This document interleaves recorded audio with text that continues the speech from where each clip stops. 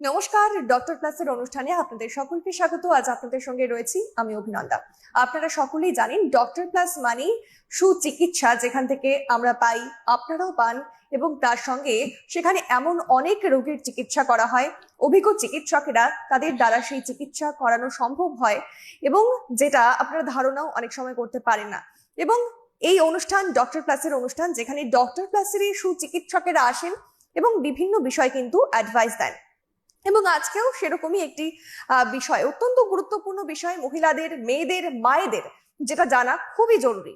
আজকে যে বিষয়টি আমরা বেছে নিয়েছি আলোচনা করব বলে, স্তন রোগ, এবং অথবা বলা যেতে পারে different type of breast disease.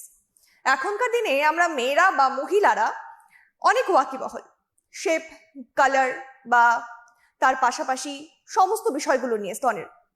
কারণ এখনকার দিনে একটা বিষয় কিন্তু খুব শোনা যায় মহিলাদের ক্ষেত্রে বেশি, ব্রেস্ট ক্যান্সার, এবং তার পেছনে কি কি কারণ আছে হয়তো আমরা অত খতিয়ে দেখি না।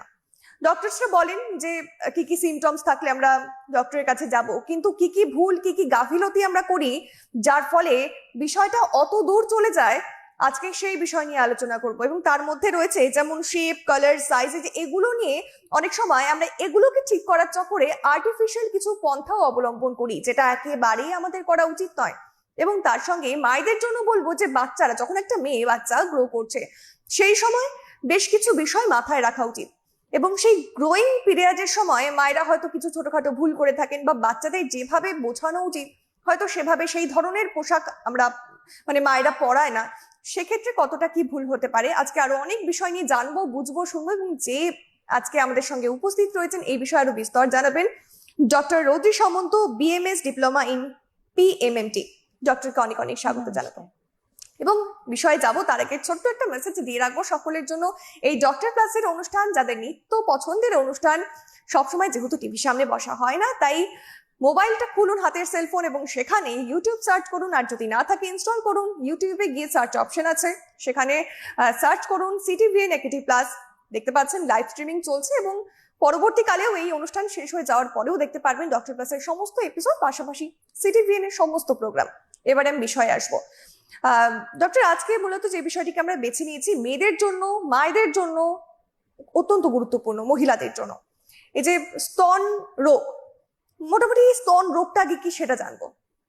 ব্রেস্ট ডিজিজ বা স্তন রোগ অনেক রকম ধরনের হয়। মেনলি এটা শুরু হয় হরমোনাল ইমব্যালেন্স থেকে, যে জিনিসটা সাধারণ মানুষের কোনো জ্ঞান থাকে না। মায়েরা আগেকার দিনে যেমন হতো কি, প্রপার খাওয়া দাওয়া করতো, তার মধ্যে দিয়ে বাচ্চা থেকে যখন পিউবার্টি স্টেজ, যে সময় মাসিক শুরু হয়, সেই সময় গ্রো করতে শুরু করে দেয়। কিন্তু এখনকার কি হচ্ছে, অনেক আননিউট্রিশিয়াস খাবার দাবার খাচ্ছে, ফাস্টফুড খাচ্ছে, ভুলভাল ডেইলি রেজিমেন করছে, মা বাবাদের কথা শুনছে না। যখনই বড় হচ্ছে সে বাইরে যা কিছু করতে থাকছে, হচ্ছে কি, হয় এক্সট্রা টাইট কাপড় জামা পরা, বা একদম সময়ের আগেই সে ইনার গার্মেন্টস, ব্রা বা কোনো কিছু প্রপারলি না পরা, সে জানছে না, হয়তো গাইড পাচ্ছে না। তো তখন হচ্ছে কি, শুরু হয়ে যাচ্ছে সেই সময় থেকে ইমপ্রপার ফরমেশন অফ ব্রেস্ট। আচ্ছা, হয় কারোর বেশি লুপ ডাউন হয়ে যাচ্ছে, বা কারোর বেশি হয়ে যাচ্ছে কি শর্টেন হয়ে যাচ্ছে, বা তখন শক্ত হয়ে যাচ্ছে, বা কোনো ব্রেস্ট হয়তো বড় হচ্ছে বা ছোট হচ্ছে। সেটা নিয়ে যখন বড় হচ্ছে, তার বন্ধু সার্কামফারেন্সে অনেক সময় তাকে ক্রিটিসাইজ করে বলা হয় যে তোর প্রপার শেপ নেই। হ্যাঁ হ্যাঁ। এবার তখন তার মাথায় অ্যারাইজ করছে যে আমি তাহলে আর্টিফিশিয়াল জায়গাতে যাবো, সিলিকন বা বডি শেপিং এ যাব, এবং সেগুলো করতে করতে তার অজ্ঞাতভাবেই চলে যায় ব্রেস্ট ডিজিজের দিকে। আচ্ছা, ইনজুরি হয়। মেনলি ব্রেস্ট ডিজিজটা কিন্তু যারা সেক্সুয়ালি অ্যাক্টিভ না, বা যারা বিবাহিত নয়, বা যারা গ্যালাক্টোগগ নয়, মানে যে মাদার হয়নি, তাদের কিন্তু ব্রেস্ট ডিজিজ হওয়ার কথা নয়। আচ্ছা, আর যদি হয় তাহলে এই বিষয়গুলো খতিয়ে দেখলে জানা যাবে কোনো না কোনো ভাবে ইনজুরি হয়েছে। বা ছোটবেলায় অনেক সময় মায়েরা আগেকার দিনে খেলা ইয়ে করতো না, কেয়ার করতো না, যে স্কুলে ধাক্কাধাক্কি করলো, হুট করে ধাক্কা দিয়ে দিল, এবার সেটা ফিউচারে গিয়ে সেখানে ব্রেস্টে কিন্তু প্রবলেম হতে পারে। আচ্ছা, অত বছর ছোটবেলার বিষয় কি, ওটা ফর্মিং স্টেজ। ঠিক আছে, ওই জন্য ওই পার্টিকুলার এজে ওই জন্য চেষ্টা করা উচিত, গাইড করা উচিত যে মায়েদের তুমি প্রপার টাইমে ইনার গার্মেন্টসটা পরো, তাতে হয় কি ওটা প্রোটেকশন দেয়, শেপিং ও প্রপার হয়। আর আরেকটা মেয়েদের আমি রিকোয়েস্ট করব যে অনেক সময় দেখবেন যে আপনাদের লেফট ব্রেস্টের তুলনায় রাইট ব্রেস্ট হয়তো বড়, বা রাইট ব্রেস্টের তুলনায় লেফট ব্রেস্ট বড়, একটু ডিফারেন্স থাকে। একদম সিমেট্রিক্যাল কন্ডিশন কিন্তু থাকে না, একদম একদম এটা কিন্তু নর্মাল, অ্যাবনর্মাল নয়। ওটা যদি অ্যাবনর্মাল মনে করে আপনারা আর্টিফিশিয়াল দিকে যান, তখনই সমস্যাটা অ্যারাইজ করে।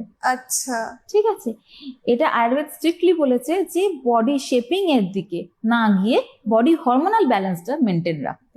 আচ্ছা যখনই আমাদের ওভারির জন্য ইস্ট্রোজেন প্রোজেস্টেরন হরমোনটা নর্মাল ব্যালেন্স থাকবে, আমরা কোনো এক্সটার্নাল পিলস খাবো না বা কোনো কিছু খাবো না, তখন আমাদের এইগুলো অ্যাক্টিভেট করে আমাদের ব্রেস্ট ফর্মেশনে। আর মেনলি সেটা আসে আমাদের পিটুইটারি গ্ল্যান্ড, যেটা আমাদের মাথাতে স্থিত। আচ্ছা, তার মানে সব থেকে আগে যেটা মাথায় রাখতে হবে যে একটা মাকে সবটা বুঝতে হবে। মাকে একটা বুঝতে হবে। মায়েদের জন্য তো আজকের এপিসোড এবার আমার এটাও হয় অনেক সময় মা হয়তো তার নেই, বা হয়তো সে হোস্টেলে মানুষ হচ্ছে, তখন মা হিসেবে কাজ করে তার মেন্টর, হ্যাঁ বা তার সিনিয়র্স বা দিদি বা যা কিছু। হ্যাঁ এবার হতে পারে একটা মেয়ে মানুষ হচ্ছে, তার মা নেই, ইটসেলফ আমি মা নেই, তো কি করবে? তখন তাকে মেডিকেল গাইডেন্সে যাওয়া উচিত প্রপারলি, যে হ্যাঁ তার ছেলেদের সার্কামফারেন্সে মানুষ হচ্ছে, তখন প্রপারলি গাইডে গেল যে পিউবার্টি স্টেজে তার ব্রেস্ট ফর্মেশন ঠিক হচ্ছে না কেন, বা এক্সেস লুক ডাউন হয়ে যাচ্ছে কেন। তার হতে পারে হরমোনাল ইমব্যালেন্সমেন্ট আসছে, বা প্রপার মেনস্ট্রুয়াল সাইকেল নেই, তার জন্য হচ্ছে। আচ্ছা, মানে সবটা ইন্টারনালি সবটা কানেক্টেড। মেয়েদের রিপ্রোডাক্টিভ সিস্টেমটার উপর ডিপেন্ড করে তার ব্রেস্ট ফর্মেশন। ওকে।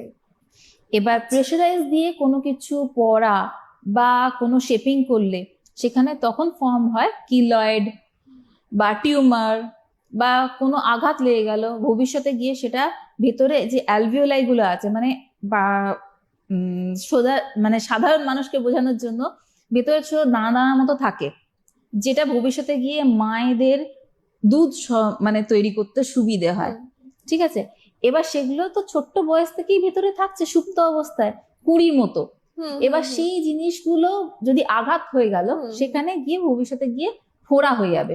আচ্ছা, সেটাই গিয়ে পরে দেখা দেয় ডিফারেন্ট ব্রেস্টের কালার, শক্ত হয়ে যাওয়া বা পেন হওয়া। অনেক মেয়েদের ক্ষেত্রে হয় মেনস্ট্রুয়াল সাইকেল শুরু হওয়ার আগে একটা ব্রেস্ট স্টিফনেস, ব্রেস্টে একটা পেন, একটা স্টেন হয়ে যাওয়া, শক্ত হয়ে যাওয়া। এটা আনন্যাচারাল কিছু নয়, এটা ডিউ টু মেনস্ট্রুয়াল সাইকেলের জন্য হয়। আচ্ছা, কিন্তু সেটাও এক্সেস হওয়া ভালো না। তাহলে মোটামুটি কোন টাইম থেকে ওই ইনার গার্মেন্টস গুলো ইনার গার্মেন্টস যখনই তার পিরিয়ড স্টার্ট হচ্ছে, মানে মাসিকটা শুরু হচ্ছে, তখনই মায়েদের ওয়াকিবল হয়ে যাওয়া উচিত। এবং ফরমেশন অফ ব্রেস্ট দেখে মায়েরা বুঝে যায়, যেমন নিপলস ফরমেশন বা শেপিং একটা চেঞ্জেস শুরু হয়। ফার্স্টেই টাইট গার্মেন্টস না দেওয়া, আচ্ছা, স্পোর্টস ব্রা বা প্যাডেড ব্রা দিয়ে তার প্রোটেকশন দেওয়া, যে হ্যাঁ সে এবার পড়তে শিখুক। সবসময় সে টেপ পরিয়ে রেখে দিয়েছি, তো তখন হবে কি লুক ডাউন হয়ে যাওয়ার চান্সেসটা থাকে, আর পরে গিয়ে সেটা আর কন্ট্রোল হয় না। আর ব্রেস্ট যদি খুব বড় হয় বা কিছু হয়, সেটাতে অ্যাবসার্ড কিছু নেই যে আমাকে স্ট্রিং করাতে হবে, ছোট করাতে হবে, নো অ্যাবসার্ড। তুমি বাকি ফিজিক্যাল স্ট্যাটাসটা দেখো। আচ্ছা, তোমার হয়তো ভগবান প্রদত্ত তুমি সেই রকম ক্যাটাগরি, আর যদি বাকি চেহারা ঠিক থাকে কিন্তু তার তুলনায় ব্রেস্ট কম, অত্যাধিক বেশি বা কম, এই যে হ্যাঁ ওইটাই আনন্যাচারাল ব্যাপারটা। তাকে দেখতে হবে ফুড হ্যাবিটটা কিরকম চলছে। আচ্ছা, মানে সেটাও অনেকটা ফুড হ্যাবিটের উপর বডি আমাদের নিজেদের মধ্যে সিলেকশন করে নেয়। যখন আমি খাবার রস থেকেই তৈরি হয় আমাদের ব্রেস্টে যে ব্লাড সার্কুলেশন, ব্রেস্ট আমার মেয়েদের কাছে সব থেকে বেশি ভাইটাল অর্গান, এই কারণে এখান দিয়ে ইনজুরি হয়, মারাও যেতে পারে মানে ইনজুরি হয়ে। এটা আমাদের যেমন ওপর দিকটা প্রোটেকশনও দেয়, তেমন এখানে যেহেতু অনেক ব্লাড সার্কুলেশন, তো প্রপার ফুডিং যদি না হয়, তো আহার রস যেটা আমরা আয়ুর্বেদে বলি, সেই আহার রসের মাধ্যমে সেটা ফিল্ট্রেট হয়ে আমাদের ল্যাকটেটিং গ্ল্যান্ডস গুলোকে নিউট্রিশন দিতে পারবে না, নারিশমেন্ট হবে না। আচ্ছা, এবার নারিশমেন্ট যদি প্রপারলি না হয়, তো তখন একটা মেয়ের ভবিষ্যতে গিয়ে প্রপার ফর্মেশন আসবে না। বডি নারিশমেন্ট চলে যাবে আমার মাসলস এর মধ্যে, আমার অন্যান্য জায়গায়। এবার কারোর যাদের ব্রেস্ট ফর্মেশন অনেক সময় ভালো, অথচ মেয়েটা লিন অ্যান্ড থিন হয় অনেকের, এটা অদ্ভুত নয়, তার হয়তো বডি ওইখানে নিয়ে নিয়েছে, হরমোন ব্যালেন্স তার গুড। আচ্ছা, তা এবার কারোর হয়তো একদমই কম, সেটাতেও সমস্যা নেই, বয়সের সাথে সাথে সে ডেভেলপ করে নেবে। ওয়েট করো, যখন তুমি ল্যাকটেটিং মাদার হবে তখন ব্রেস্ট তার মতো করে নেবে, কোনো ব্যাপার না। অনেকেই দেখে থাকবে যে হিরো হিরোইনদের ব্রেস্ট ফর্মেশন আফটার ল্যাকটেটিং আবার নর্মালে এসে গেছে। এবং ব্রেস্ট যদি তোমার ফিজিক্যাল স্ট্যাটাসের মতো সামঞ্জস্য থাকে, তোমার এজ কিন্তু বাড়বে। আচ্ছা, এটা মেয়েদের একটা পজিটিভ পয়েন্ট। খুব বেশি ব্রেস্ট ভারী যাদের, তাদের কিন্তু লং এজে থাকে না। আচ্ছা, এটা একটা কনজারভেশন, মানে বডি Okay. Conservation way. ঠিক আছে, এবার এবার আসছি যে ব্রেস্টের ডিফারেন্ট টাইপ অফ ডিজিজ আসে। হ্যাঁ, কি কি রোগ আছে হ্যাঁ, এবং কোন ক্যাটাগরির মহিলাদের সেটা বেশি হয়, এটা একটু জানাটা জরুরি। নিশ্চয়ই।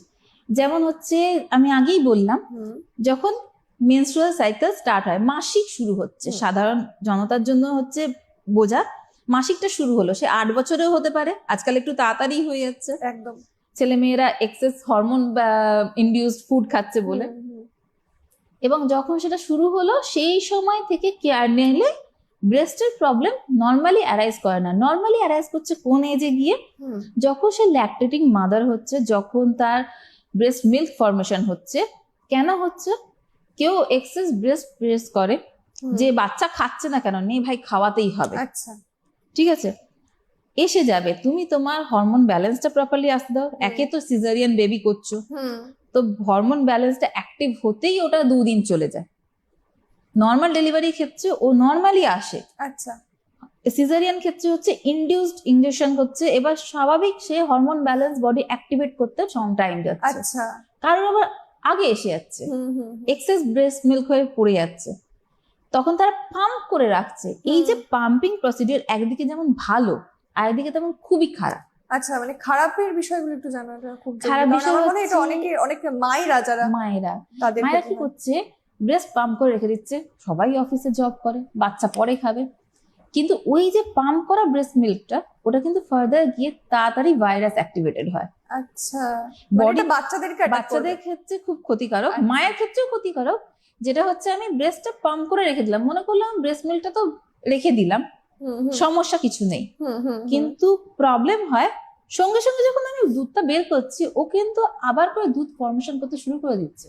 আচ্ছা, এবং লং টাইম যদি আমার দুধটা সেটা ওইভাবে রেখে রয়ে যায়, যদি বাচ্চা সাক না করে, তখন ওখানে অ্যাক্টিভেশন কমে যায়, ব্রেস্ট মিল্ক ফর্মেশন কমতে থাকে। আচ্ছা, সময়ের আগে বাচ্চা রয়েছে অথচ ফর্মেশন যদি কমে যায়, তখন হবে কি, আমার ভেতরে আলসার শুরু হবে, ফোড়া হবে, আচ্ছা, বাইরে আমার ডিফারেন্ট ব্লিস্টার পাবে, তারপর শুরু হবে হচ্ছে ওখানে ফোড়া থেকে টিউমার, শক্ত হয়ে যায়, এই সমস্যাগুলো অ্যারাইজ করবে। আচ্ছা, মানে যে এই সমস্ত রোগগুলো হতে পারে যদি এই ধরনের গাফিলতিগুলো করা হয়। গাফিলতিগুলো।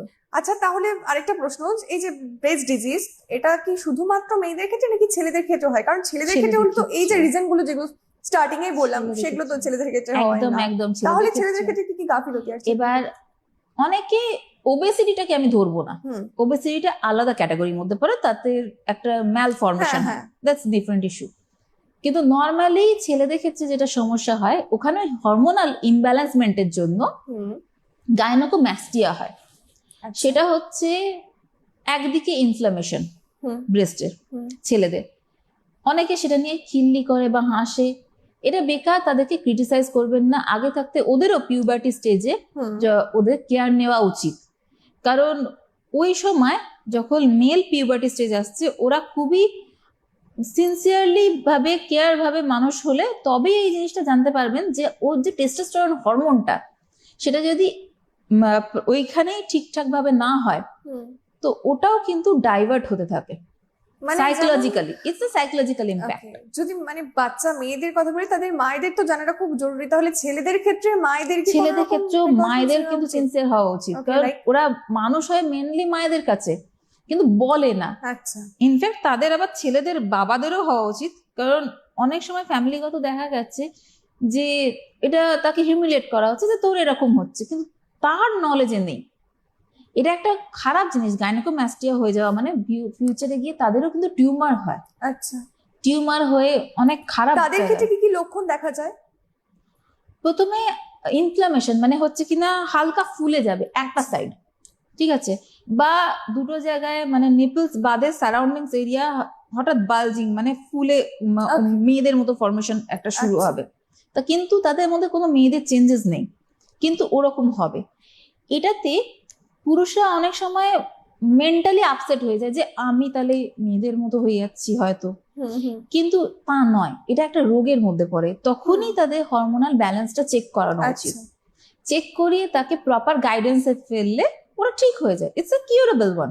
কিন্তু তখন যদি না করা হয়, হয় তারা সাইকোলজিক্যালি অন্যদিকে ঘুরে যায়, মানে হার্মাফ্রোডাইট, বা বলতে পারে না আমি না ছেলের দিকে চলে যায়, কিন্তু বডি ফাংশন কিন্তু পুরো টোটালি মেল। আর আদারওয়াইজ আরেকটা জিনিস সমস্যা হয়, সেটা হচ্ছে টিউমার। আচ্ছা, মানে তো গুরুতর সমস্যা। ছেলেদেরও টিউমার হয়, হ্যাঁ।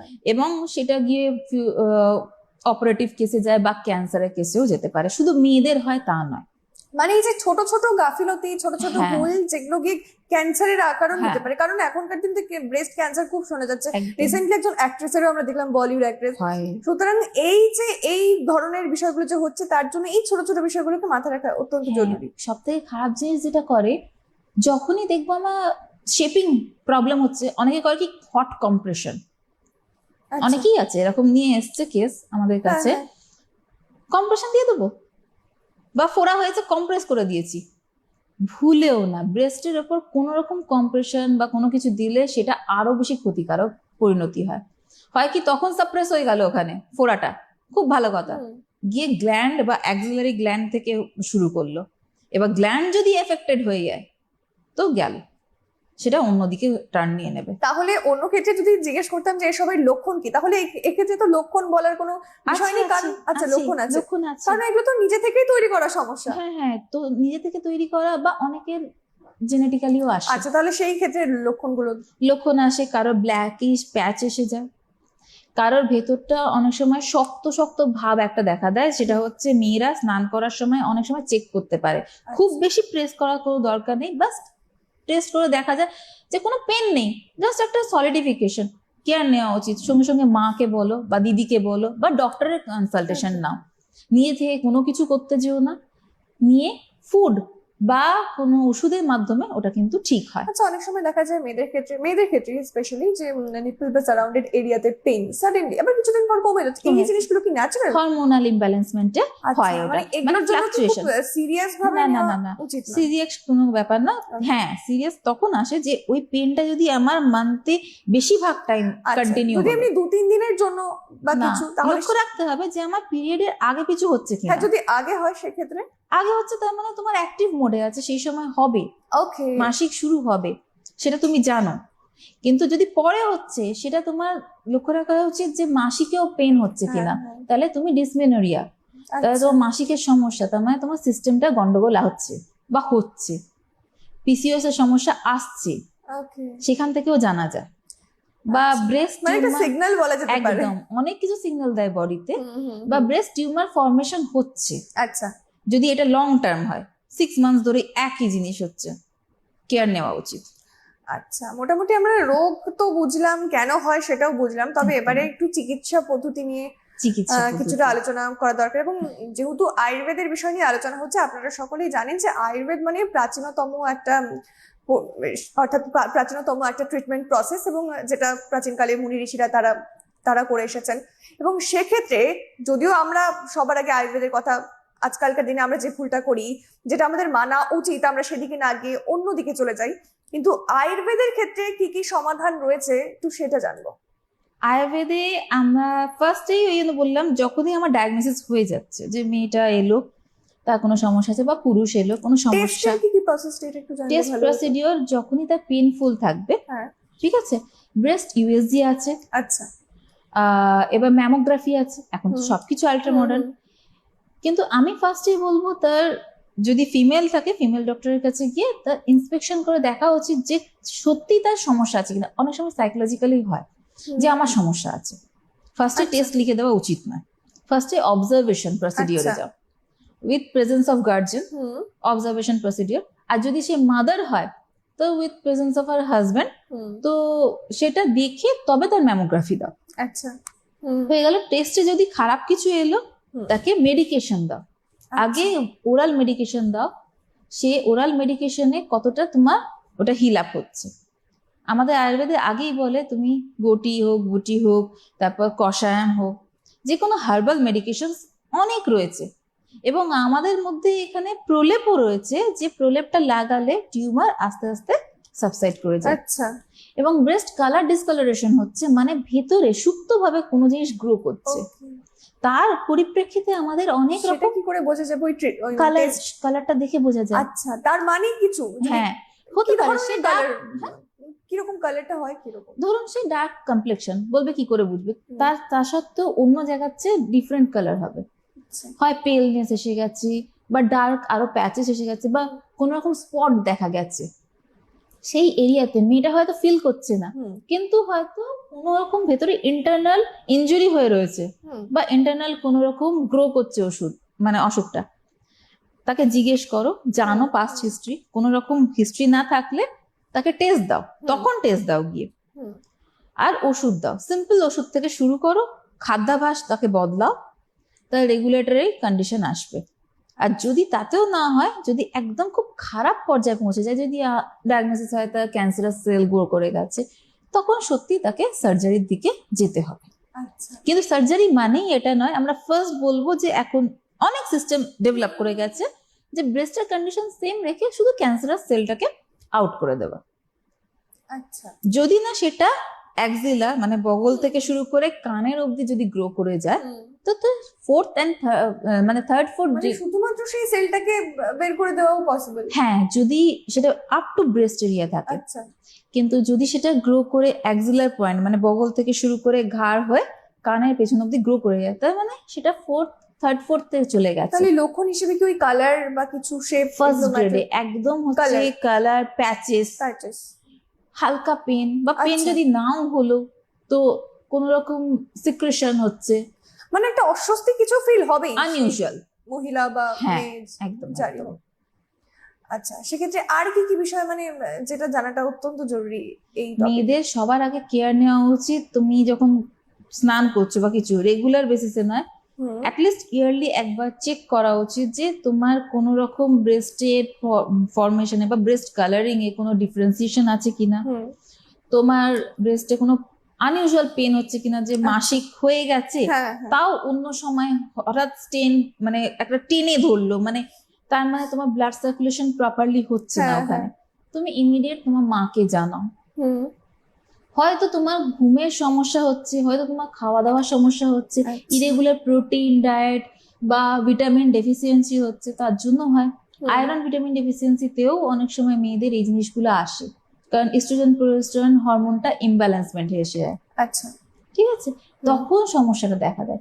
এক্সেস ঠান্ডা খাবার খেলে হয় বা ঠান্ডাতে থাকলে হয়, এই জিনিসগুলো কেয়ার নেওয়াটা আগেই উচিত, যাতে আমরা মানে ক্যান্সারটা অ্যাটলিস্ট হোল্ড করতে পারি। আচ্ছা, সেক্ষেত্রে মোটামুটি ট্রিটমেন্টের পর কতটা সময় লাগে সুস্থ হতে যদি এই যদি টিউমার সমস্ত সমস্যাগুলো এক্সট্রাকশন হয়? করা হয়, আচ্ছা, টিউমার এক্সট্রাকশনে ইমিডিয়েট হিল আপ হয়ে যায়। আচ্ছা, কিন্তু ক্যান্সারাসের ক্ষেত্রে অনেক সময় প্রবণতা থাকে যে একটা ব্রেস্টে আমি যদি ক্যান্সারাস দেখা দিল, তাকে কেয়ারফুল থাকতে হয় কেমো দেওয়ার পরও, আচ্ছা, প্রবণতা থাকে যে আবার হওয়ার, কারণ আচ্ছা। ক্যান্সারাস সেল চট করে মানে ব্লাড সার্কুলেশন বললাম না যেহেতু বেশি হ্যাঁ, মেয়েদের হ্যাঁ, ওই এরিয়াতে, হুম, তো ওরা কোনো না কোনো ভাবে লজ করে থেকে যায়। তো এবার এক্সেস কেমো দিলেও তার অ্যালভিওলাই গুলো নষ্ট হয়ে যায়, মানে ভেতরে যে দানা যেগুলো হ্যাঁ, থাকে, যদি ল্যাকটেটিং মাদার হয় বা ভবিষ্যতে মা হওয়ার চায়, তার আগে ব্রেস্ট ক্যান্সার হয়ে থাকে, তাহলে কি ফিউচার তাহলে ব্রেস্ট মিল্কের ফিউচারে সমস্যা হয়। আচ্ছা, মানে সমস্যা হয়। ফিডিং এর সময়? ফিডিং এ কি তার নেওয়াই উচিত নয়, মানে ব্রেস্ট মিল্ক ফিড করা উচিত নয়। আচ্ছা, আরেকটা বিষয় একটু জানবো যে শুরুতেই বলছিলাম আমরা যে হ্যাঁ, এখনকার দিনে আমরা অনেক আর্টিফিশিয়াল পন্থা অনেককে দেখি অবলম্বন করতে, তার মধ্যে silicone gel silicone type of exactly. যদি কেউ এটা করে ফেলে, কারণ এটা অনেকে করে এবং স্টাইল, স্টাইল এক্স্যাক্টলি, নিজেকে সুন্দর অতি সুন্দর দেখাতে হবে, হ্যাঁ, সেই হ্যাঁ। ক্ষেত্রে এই ভুলগুলো হয়। সেক্ষেত্রে কি কি সমস্যা হতে পারে এবং তার কি ট্রিটমেন্ট প্রসেস রয়েছে? সিলিকন অ্যাপ্লাই করলে হবেই বলবো না, but chances high? 80% chances of cancerous. আচ্ছা, মানে হাই চান্স 80%, রয়েছে? হ্যাঁ, high 80% মানে তো অনেক। কারণ এটা অনেকে বলবে স্টাইল কনসার্ন বেশি, মেকআপ করছি, টাইট কোনো রকম ক্লোথস পরতে হয় অনেককে, আমি যারা এই জগতে থাকে হচ্ছে ক্যান্সার গ্রোথ হচ্ছে। এবার সেল যখনই তুমি আর্টিফিশিয়ালি ন্যাচারাল থেকে আর্টিফিশিয়ালি যাবে তখন সেটা সমস্যা দেখা দেবে। আমি তো বলবো যে দরকার নেই সিলিকনের দিকে কেন যাবে, তুমি নর্মাল ন্যাচারাল হ্যাঁ যোগা করো, প্রাণায়াম করো, প্রপার যোগা, প্রপার আসন আছে অনেক, যাতে তোমার ব্রেস্ট ডেভেলপমেন্টটা প্রপার হবে। আচ্ছা, মানে তার জন্য আমাকে আর্টিফিশিয়াল পন্থা অবলম্বন করতে হবে না, এই জিনিসটা আমার মনে হয় মাথায় রাখুন আপনারা, কারণ এই ভুলটা আজকালকার দিনে প্রচুর করছে, হয়তো আপনার আশেপাশে অনেকে করছে, এবং তার ফলে আশা করি শুনলেন ডক্টর কি বললো যে কি কি বিষয় হতে পারে এবং হাই চান্স রয়েছে ক্যান্সারের, সেক্ষেত্রে ন্যাচারাল অনেক উপায় রয়েছে। আচ্ছা, খাদ্যাভ্যাসও তো একটা গুরুত্বপূর্ণ বিষয়, সেক্ষেত্রে খাদ্যাভ্যাসের মধ্যে কি কি রাখলে পরে ন্যাচারাল ভাবে সবটা ভালো থাকবে এবং যাদের যাদের মনে হচ্ছে যে না ঠিক না তাদেরটা ঠিক থাকবে বা কিছু? সব থেকে প্রধানত ব্যাপার হচ্ছে মেয়েরা মাসিকের সময়টা ওয়াকিবল থাকে না, ঠিক আছে? এটা পুরোপুরি লিঙ্ক, যেমন আগেই বললাম একদম খাদ্যাভ্যাসটা এরম ভাবেই লিঙ্ক, তুমি সেই সময় ঠান্ডা খাবার খাবে না। আচ্ছা, যে জিনিস বডিকে ঠান্ডা করে দিচ্ছে তার মানে তোমার রক্ত সঞ্চালন ওইদিকে তোমার ক্রমশ ঠান্ডা হয়ে যাবে। আচ্ছা, আমার মনে হয় এই জিনিসটা অনেকেই জানে না যে পিরিয়ডস চলাকালীন ঠান্ডা খাবার খাওয়া, বেশি ভাবে ওই সময় স্নান বা বেশি ভাবে মাথায় পিটুইটারি গ্ল্যান্ড থেকে আমার অ্যালার্ট আসছে যে আমার ঠান্ডা বিষয়গুলো থেকে একটু মোটামুটি দূরে থাকো। আচ্ছা, সেটা খাওয়া হোক বা গায়ে ঠান্ডা জল, একদম গায়ে ফায়ে চান করুক, সেটা কোনো ব্যাপার না। তুমি ডেইলি রেজিমেন কি করে মেনটেন করবে? না মানে গরম জল দিয়ে বা কিছু হালকা গরম জল ইউজ করা, কারণ অনেক সময় অনেক মেয়েরা ফিল করেছে যে আমি ব্যাগ বোনে হট ব্যাগ দিচ্ছি, আমি আরাম পাচ্ছি। হ্যাঁ হ্যাঁ হ্যাঁ, প্রচুর মাসিকের সময় ব্যথা হচ্ছে না, ব্যথা হচ্ছে না, কেন ব্যথা হচ্ছে না? ওই বডি তোমার গরম জিনিসটা চাইছে, তোমার ভেতরকার গরম জিনিসটা কিন্তু কমে যাচ্ছে, এবং যখনই আমার সিস্টেমে হিটটা কমে যাবে তখন আমার ব্লাড সার্কুলেশন কমে যাবে, এবং ব্লাড সার্কুলেশন কমে গেলেই মানে ডিমি হয়ে গেলেই তো আমার ব্রেস্টেও ব্লাড সার্কুলেশনটা কমবে।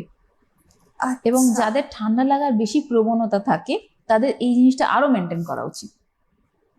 তাহলে মোটামুটি সেই টাইমে কি কি খাবার খেলে পরে হরমোনাল এই যে সমস্যাগুলো হবে না? বেশ ভালো গরম খাবার দাবার, স্নিগ্ধ খাবার মানে একটু ঘরেলু ঘি বা কোনো জিনিস তেলে, মানে ঘরের জিনিসের তেলের জিনিস, আর ফুড হ্যাবিট একদম হালকা বা ডাইজেস্ট প্রপার হয় যেন সেটা, নো কোল্ড ড্রিঙ্কস, দই এসব একদমই না, একদম না।